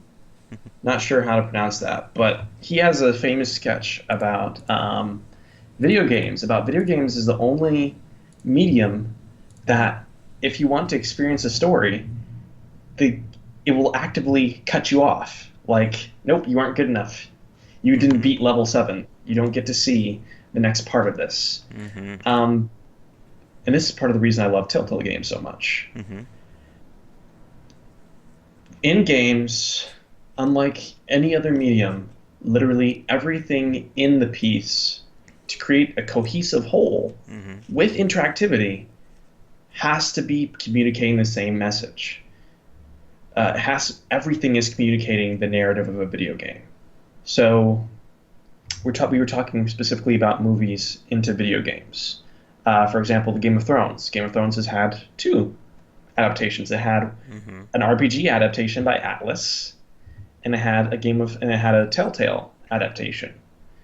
And the difference between those two adaptations is radical. Not only are they two different genres, but it's Hmm. two different ways of thinking. Okay, what do people like about Game of Thrones, and how do we make it fit Hmm. into an interactive medium? It's hard, I know. but it's worth it. Yeah. The Walking Dead would be another example of this. Not just from the comic book to the TV show, but then there's, of course, the comic book to the Telltale game, the comic book to. They made I think, a first person shooter starring Daryl from a few years ago. And there's been Oh, there's been talks that Overkill, the makers of Payday, are also working on their own, like a co op driven The Walking Dead game. And again, like as you said, there's always that challenge of what exactly are the key parts of this medium and how do I put into game form. Like for instance, with The Walking Dead, it's kind of like that weird contradiction in a sense of the story is supposed to be about the frailty of life and dealing with the zombie apocalypse and just making do, and then you have like an action game where you are running through hordes of walkers with a crossbow and your whatever your melee weapon was and just beating the crap out of them.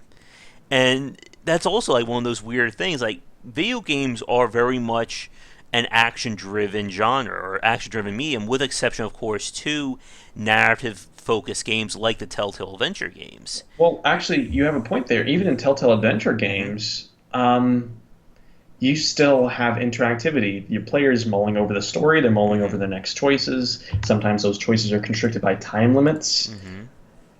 Interactivity completely changes the pace of an experience Exactly. because it means letting go of a critical measure of control. Mm-hmm. Um, the instant you've done that, you've essentially increased your workload by an exponential amount. Because Mm-hmm. one of the brilliant things about something like maybe the television show Game of Thrones is that it ratchets up that suspense.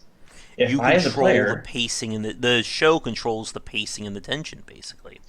if I, as a player, for example, download the Game of Thrones adventure game and I play the first episode and I play through a little bit of the second episode, but then I pause and I do other things, and like I come back a month later and I come back to it, all of the pacing has been ruined.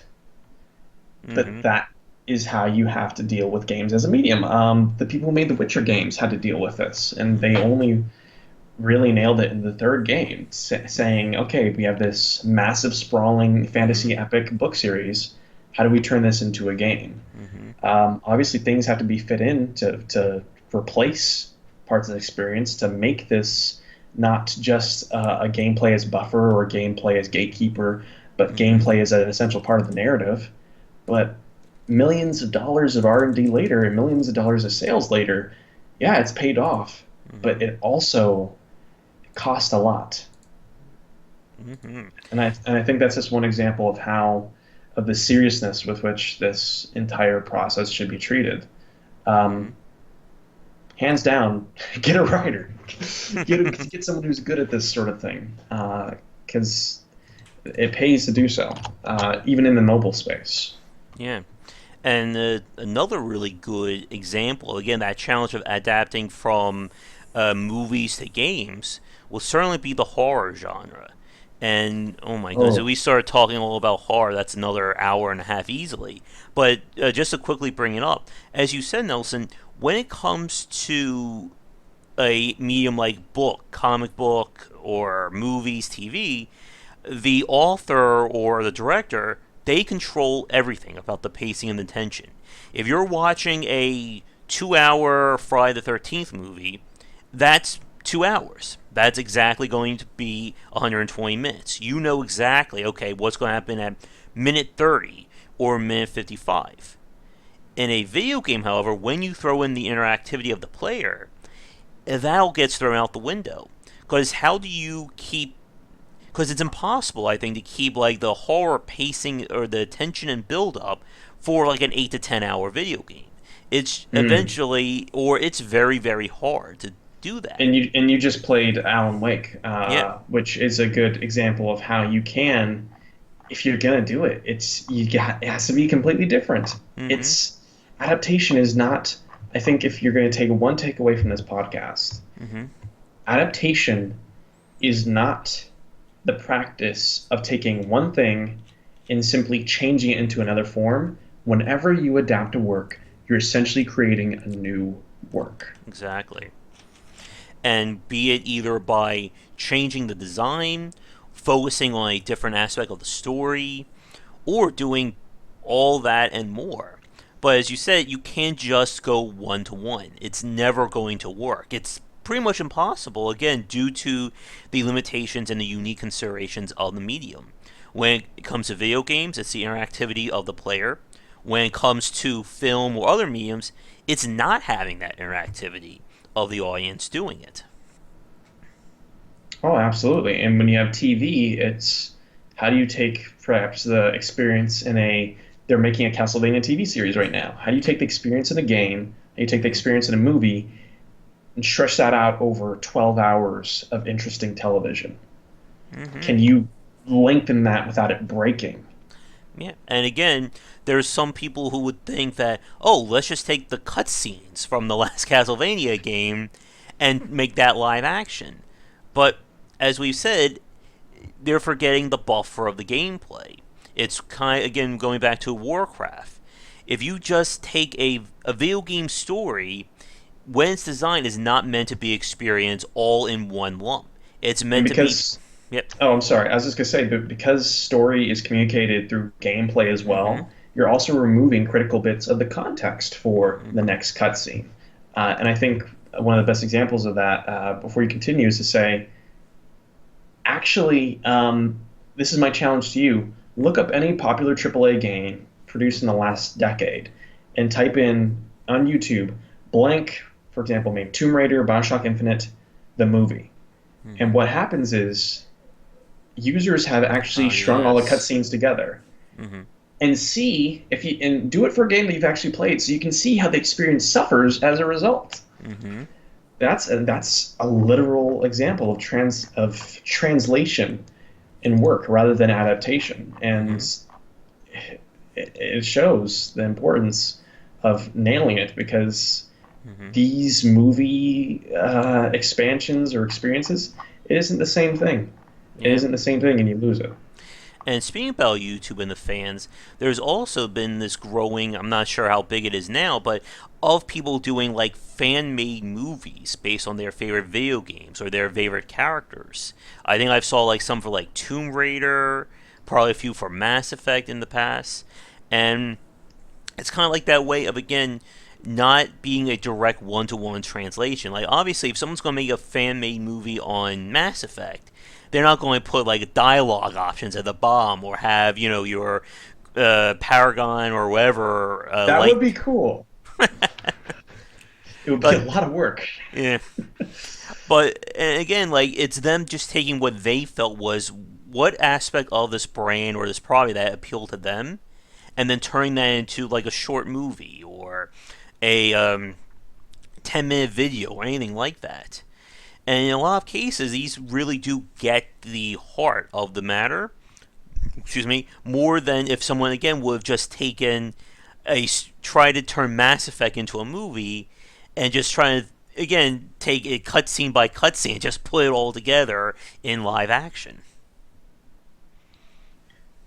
In all fairness, if the Mass Effect movie was just straight up Renegade Shepard punching literally everyone he came across, I think that would be a good 2 hours of entertainment. I don't know. I would pay for it.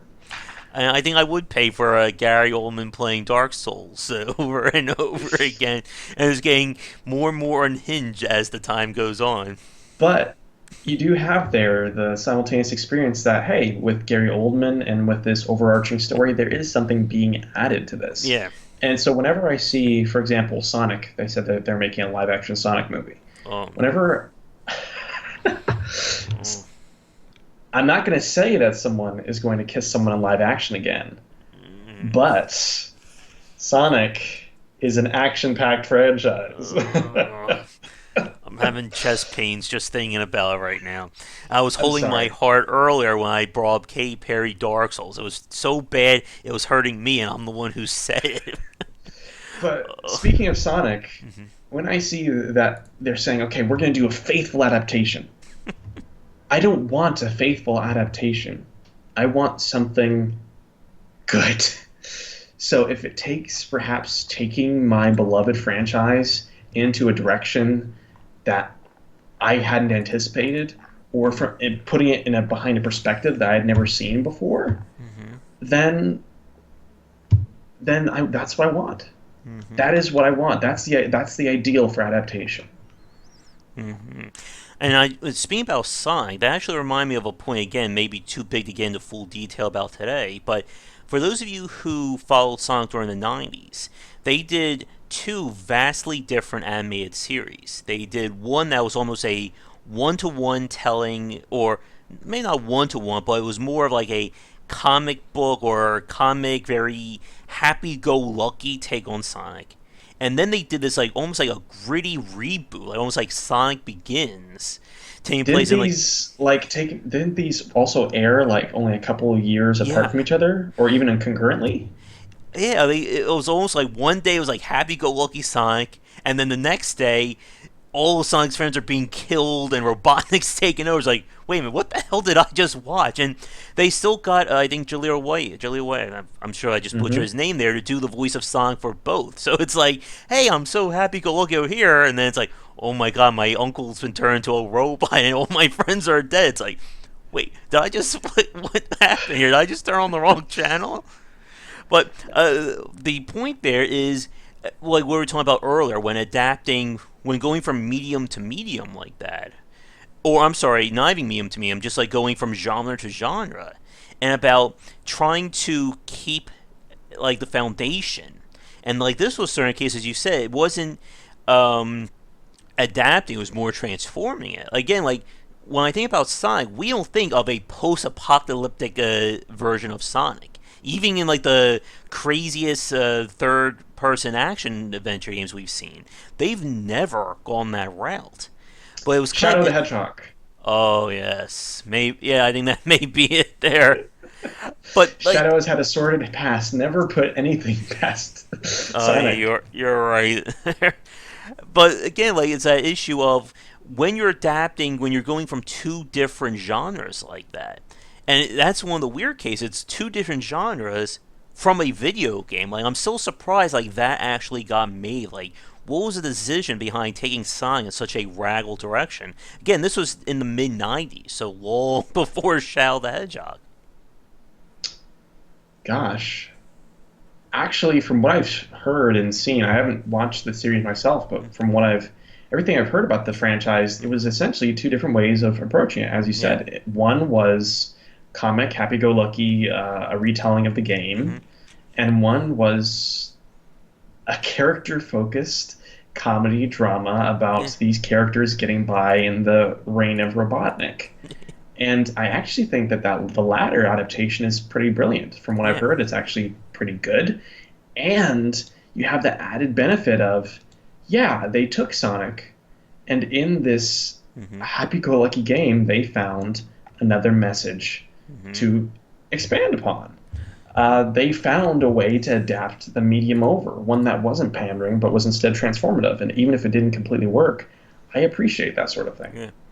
And it's a complete contrast what they did with like the Super Mario Brothers cartoon, which again just kept with the happy-go-lucky tone, and they were trying Super to, Mario Brothers Playhouse, and you got the live action actors, yeah, and and like the stories that kind of like took, kind of like though they were just like trying to like take other brands and try to put into Mario. Like there was like a Goodfellas rip on Super Mario. There was really, Elvis, I think at one point there was like a music one. Again, like it's another one of those rabbit holes we could go down and just be shocked at all the different plots they tried to adapt into that. And one last point quickly, but and then there was like the Legend of Zelda cartoon, the whole excuse me, like they were trying to take a rip off of like '80s rom coms at the time when they were coming up with that one. Oh my goodness! But we are approaching. We are just about at an hour and 40 minutes in for a cast that was only supposed to be about an hour long. So, and I know it's after 10 where you are, so I'm sure you have to probably get to bed at some point tonight. But sleep is for the dead. yeah, exactly. I guess for those of you watching this right now, if anyone is still awake while we've been talking for the last 40 minutes, if you have any final questions for us about adapting either video games to other mediums or mediums to video games, get them in now because we will be wrapping up in the next few minutes. But I guess to begin to wrap things up, at least from our conversation, are there any points regarding adapting, again, either video games or vice versa, that we haven't mentioned yet that you want to bring up now? Gosh, I had a bit of a list of things that I thought that we might touch on, so I'm gonna look at that real quick. Sure. That'll give a chance for the people watching if they have any questions too.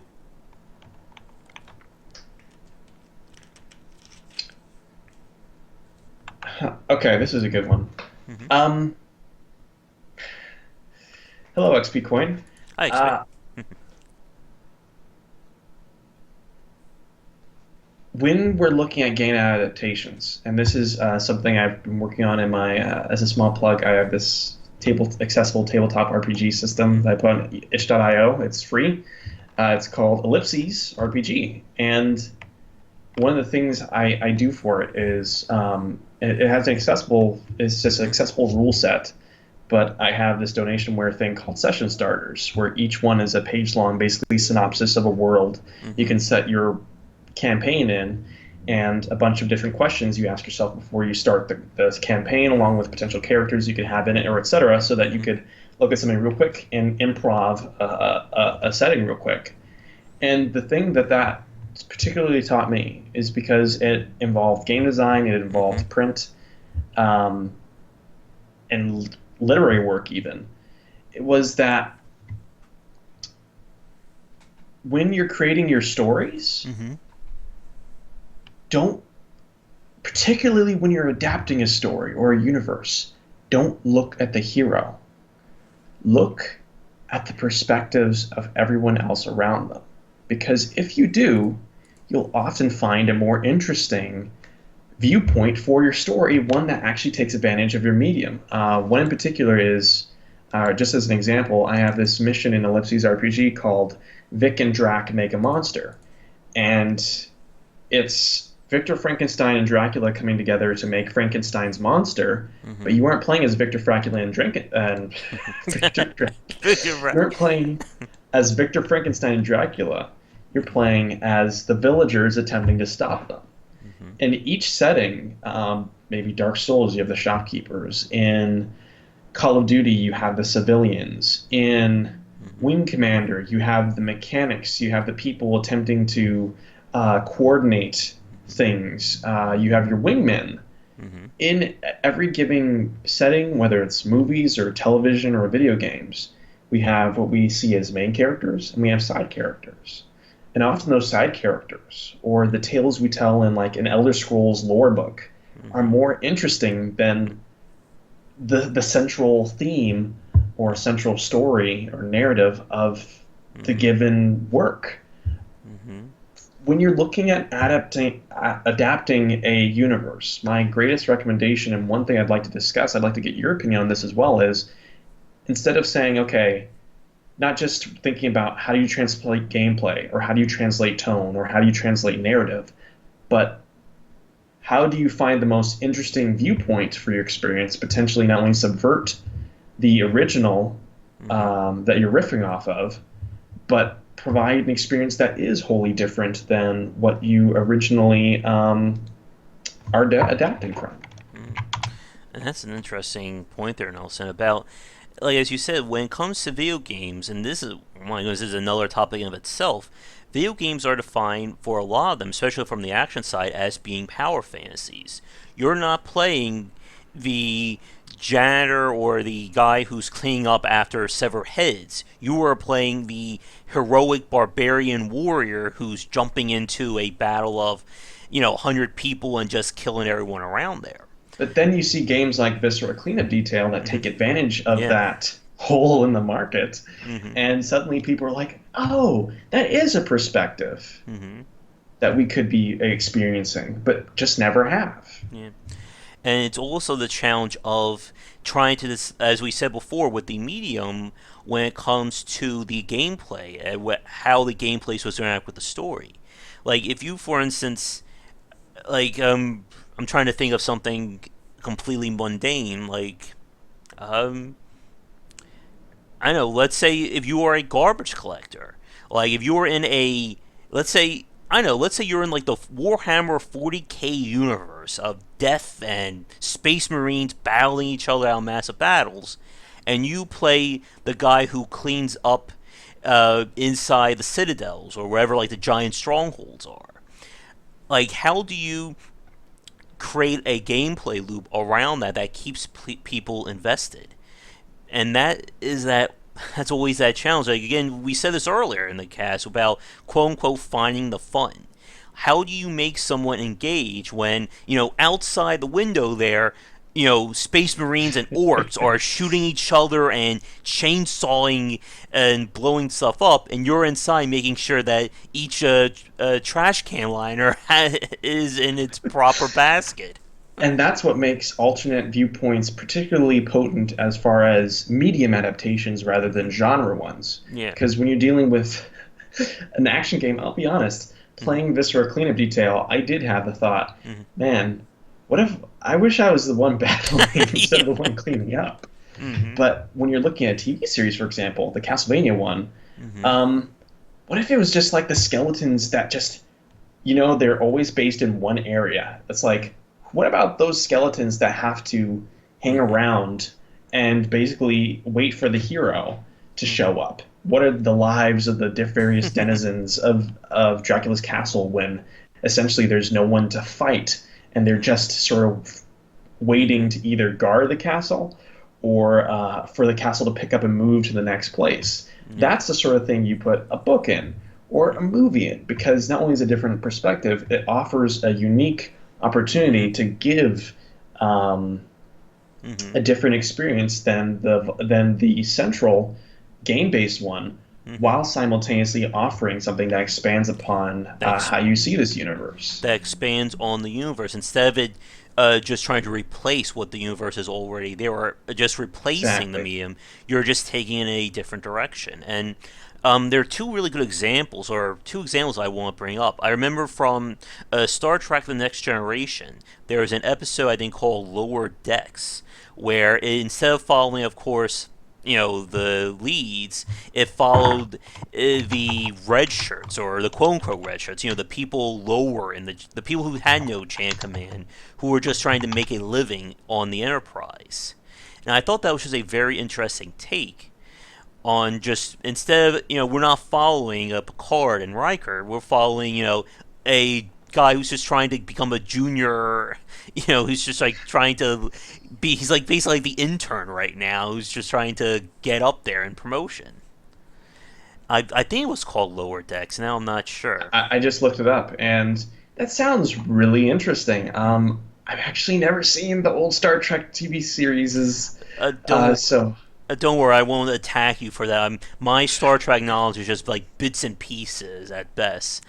And another example that just happened, or actually I can think of this more that do you know Doctor Who, right? Or you've Oh yeah, heard what we've seen over the last few years have been them trying to adapt the Doctor Who universe into different genres, different shows. There was the Sarah Jane Chronicles. That was supposed to be like the kid G-rated version of Doctor Who.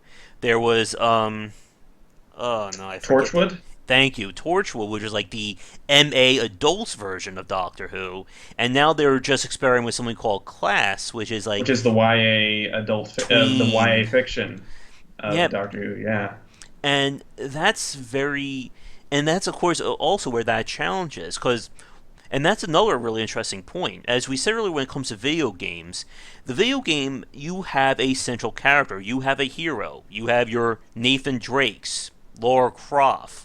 Even in games like Dead Space, you have Isaac, I forget his last name.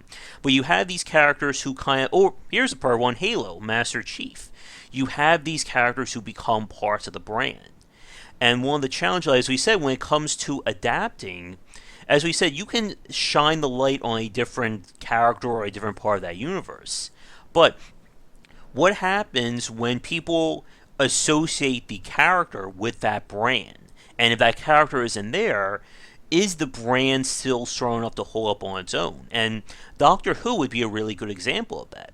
The Doctor is such a driving force of every series, regardless of who's playing him, that what we've seen is that the adaptations aren't. Sorry about that, Redstone. We're trying to talk and read at the same time. Oh, it is live. Yeah, we're just trying to do everything at once. One of the challenges is that when the doctor's not there, are people still going to care enough to follow this adaptation? Another really good example would be something like Better Call Saul with the Breaking Bad universe. It's a prequel that follows Saul, but of course Walter White is not there at all.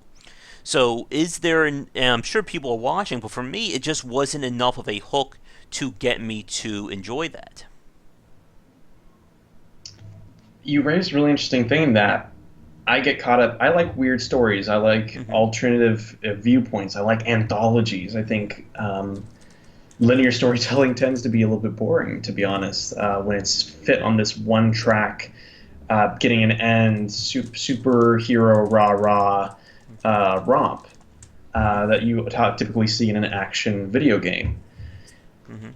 So when you have something like Halo, for example, and you have Master Chief, making a Halo game with that, or a Halo movie without Master Chief, Mm-hmm. how are fans going to react to that? It's Mm-hmm. really caught up to think about the possibilities of, whoa, what if we don't have Master Chief? But then there's the business marketing Mm-hmm. perspective of, what if we don't have Master Chief? Yeah, And like. that's why we see a lot of the video game adaptations that we do, Mm-hmm. and why so many don't go outside of the norm is because, at a fundamental level, when you're dealing with Uncharted's, with the Mm-hmm. um, even with the Mario Brothers, dealing with the Halos, you have to surmount that thing of, okay, what is the identity of this brand? And if it's this character, a character who we can't build up Mm-hmm. an entire series around, how do we provide a different perspective while still ensuring that people want to Mm-hmm. consume this Yeah. in the first place? I think it's tough. I think it requires some fiddling, Mm-hmm. but as far as surmounting those barriers, as far as marketing, it's something I still consider every day, and I think it's a case by case thing you have Yeah. to consider. Yeah. Often There's. it's a lot more risk. Yeah, and there's definitely no, and same goes for game design as a whole. There's no checklist to make a successful video game. You can follow the same 5-10 steps, and lo and behold, you have an amazing game or an amazing adaptation. Like your example from earlier with Castlevania, and having it be a story about what the monsters do in their spare time. Like that could be an interesting tale, but then you also think about from the other hand that if a fan decides to watch and they go, why aren't the Belmonts? Why aren't there attacks with whips? Why aren't we seeing monster fights? What is this? This isn't my Castlevania? They'll get upset as well. And as you said, it's not easy when you're trying to do these adaptations like that. And this goes back to what you were saying earlier with what is the foundation of behind this specific medium or this specific work, and how do we translate or how do we stretch this enough to transform it without just breaking the whole thing in half?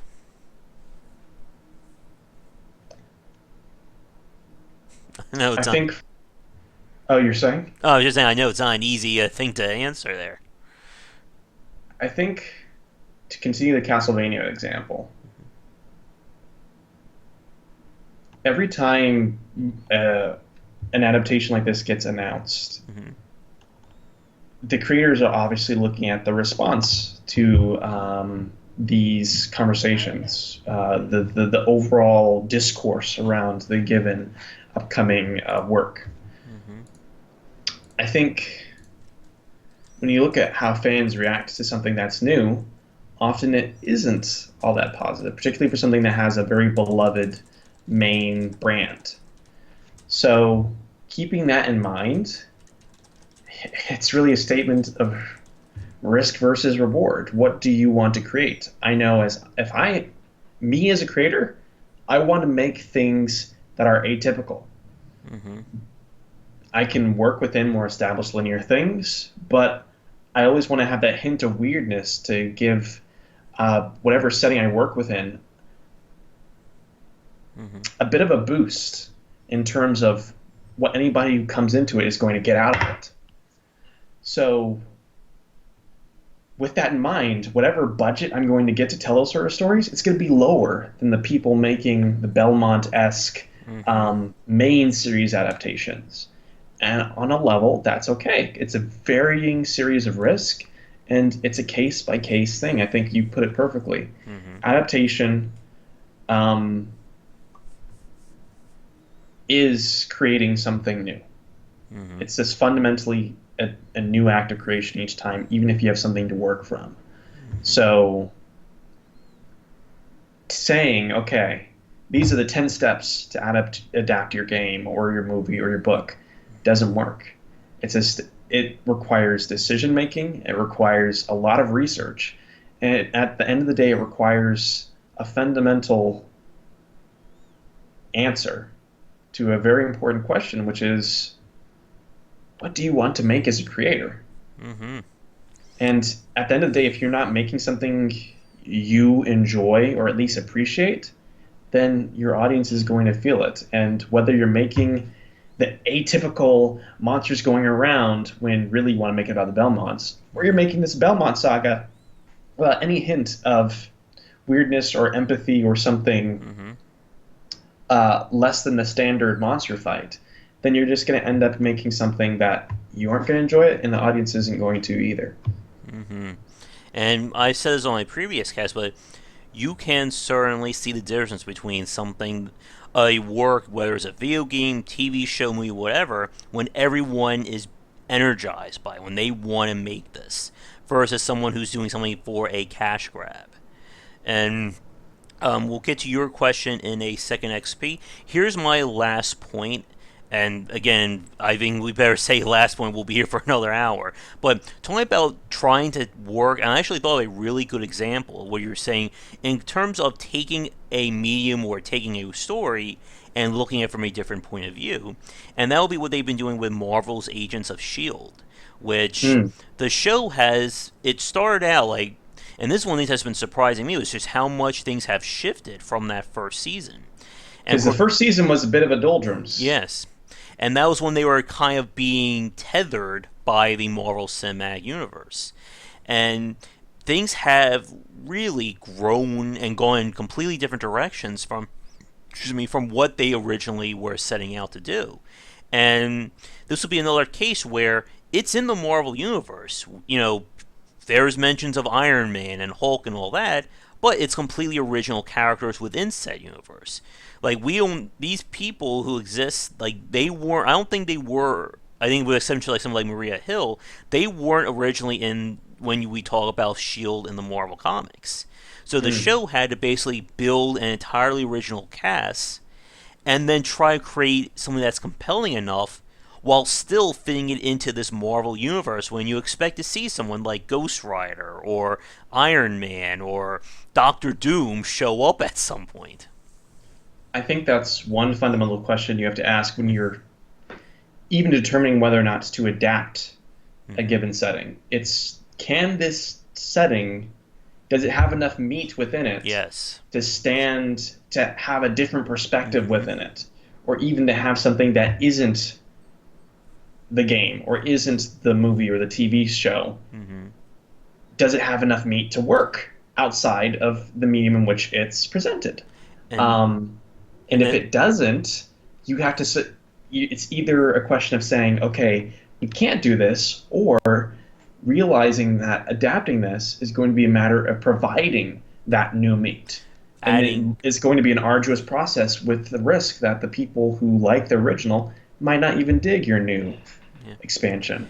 And that goes back to what we were saying earlier with the brand characters. When you have someone like Master Chief or Laura Croft or Nathan Drake, you have to ask, can this world survive without these characters? And it goes back to something I remember writing this a few years ago. But one of the biggest challenges is that for a lot of video games, because they are so gameplay driven, that the world always takes a back seat to that.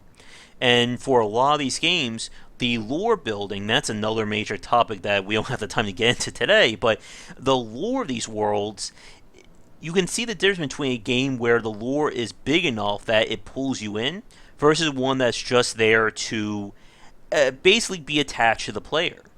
And To justify the events of the game. exactly. And as you just said, if if you take this character out, for a lot of video games, there's usually not enough of a game there or not enough of a story to just take this and bring it on over to a comic book or to a movie. And At then as least you if it's just connected to the main character still, yeah. yeah, and then that's when you need to either take it from a different direction or as you just said, you add your own take to it.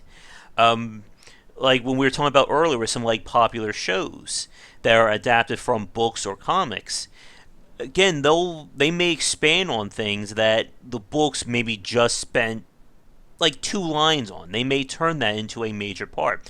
Here's a perfect example of that from Game of Thrones. In the Again, I haven't watched a show in a few years, but it was either the fourth or fifth season when they showed the Battle of the Walkers in this village in the north, and they turned this into an entire hour-long episode of them trying to survive this battle with the Walkers just like raining down on the city. The book, this was just maybe like a paragraph description of this was a town. It was attacked by walkers. Very few people got out of it alive. That was like the whole synopsis. And they were able to take that and expand to an entire hour long, big budget episode of the show. Yeah, that's that's pretty dang huge. Mm-hmm. But I mean, it's certainly, that's where, as a creator, you don't want to feel like, man, when I come into work today, I just got to take George R. R. Martin's words and copy them from the book, the doc, and put it into the new doc and just structure it like a screenplay. That's not fun. No. And it's segments like that. I think that's a perfect example of Mm-hmm. adaptation going right, where you can see the hint of something greater in a work and say, okay, we can expand this, and then doing so, and it makes something really cool that's not only really cool but unique to your vision of the series. Mm-hmm. And we'll get to XP's question now, and then I'll ask you for your final thoughts, and then we'll hopefully say goodnight at some point here. But XP asks, what did you think of fan-made games? And we have seen fans, and we've been talking about this in terms from a copyright point of view, but we've also seen fans try to adapt or expand in their own unique way. On a copyright point of view, I will say this first: don't make a fan game, please. uh, if you want to relive the experience of a given franchise, Mm-hmm. or if you want to translate it into adaptation, you deserve to be paid for your work. Mm-hmm. So some Mm-hmm. names, change some graphics, change some place settings, and take what you love about this franchise and make your own. Mm-hmm. Because if you really have something there, if you have the talent and the spark and the drive to create something, then yeah, at the end of the day, you want something that you Mm-hmm. own, you can sell, and that ideally other people who want that same hole filled can go and find themselves and experience uniquely because of you, instead of finding, your game a year later, Mm-hmm. just as a stub on an article. Oh, this is yet another fan game that got shut down. Mm-hmm. This, but going beyond that, talking about fan games from a design perspective, I think they are really fascinating Mm-hmm. because you have things like, I think it was Wally. There was a fan game about Waluigi, which was Nintendo quality, Yeah. and that's pretty dang insane. Someone wanted to see a game about Waluigi, and they straight up made it. Mm-hmm. And now they're making their own game that they can sell in their own little universe, taking inspiration from the original design of that fan game.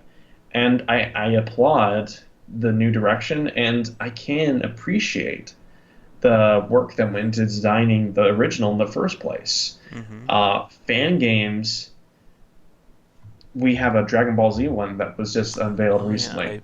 I've seen someone show footage of that too. Yeah, the fighting one. Mm-hmm. That's like 2D Street Fighter. Yeah. I tried it a little bit. It's really good.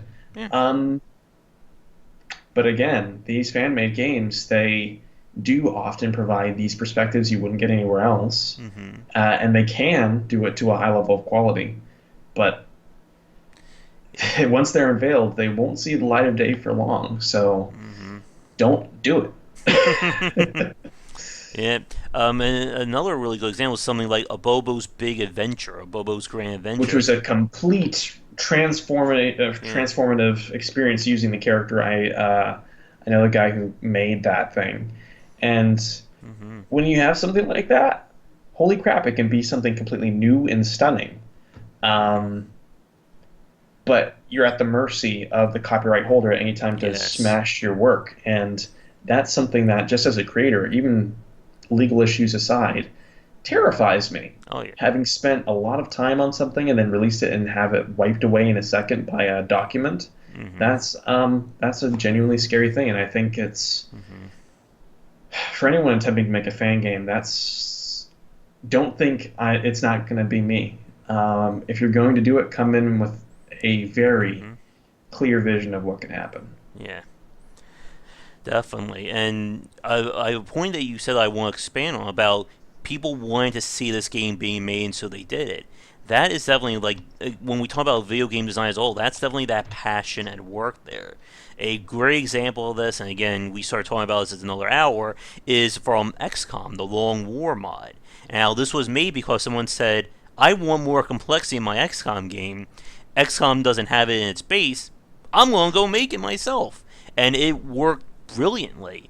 But again, though, the big difference, that was a mod for XCOM Enemy Unknown, That not wasn't a the pixel art adaptation, or them just TCOM. taking all the assets and making their own game and then selling it outside the XCOM world or XCOM as the brand itself. But whew, we are now officially over 2 hours into our stream. We've talked about everything from American Gods, Game of Thrones, Katy Perry Dark Souls, Gary Oldman Dark Souls. I think it is time to start to wrap things up. But Nelson, it has been an absolute pleasure talking with you. My afternoon, your evening at this point.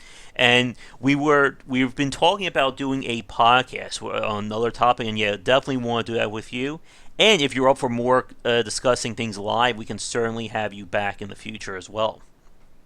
That would be super cool. I've loved having this talk. I'm sorry I interrupted you or No, and not a went off problem. on a tangent sometimes. That's I the love rule. talking about this stuff, and Hmm. I really appreciate doing it with your audience. You have a great audience, and really happy to be here. Thank you. Awesome.